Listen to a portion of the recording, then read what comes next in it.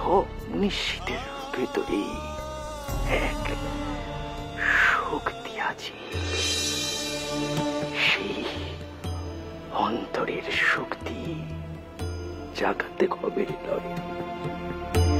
যেদিন সব মনীষীদের সেই শক্তি জাগবে, তখন তুই বুঝবি যে তোর উদ্দেশ্য সফল হয়েছে। সফল হয়েছে। আপনি আমাকে শক্তি দিন ঠাকুর, যাতে আমি মানুষের ভেতরের সেই অন্তর্নিহিত শক্তিকে জাগ্রত করতে পারি।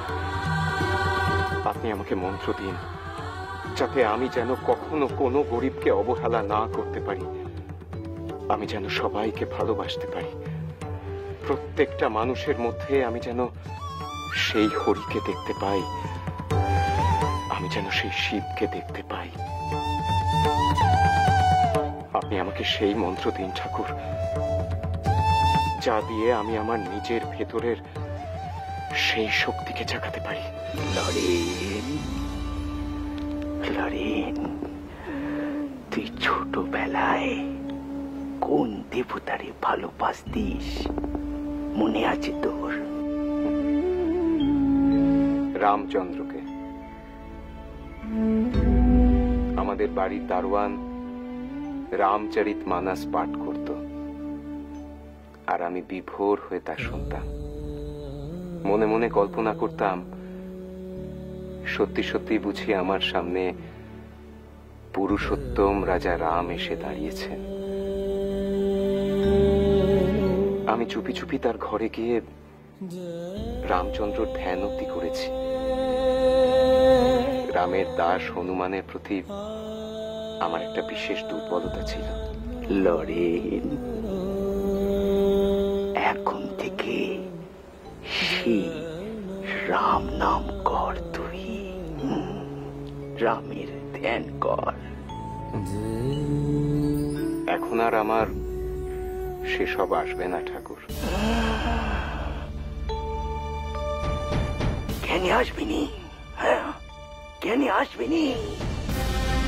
ওই শ্রীরামচন্দ্রের মতো মনীষী কজন আছে, তার মতো ত্যাগ আর কজনের মধ্যে আছে রে লরেন? জয় রাম, শ্রীরাম, জয় জয় রাম, জয় মা।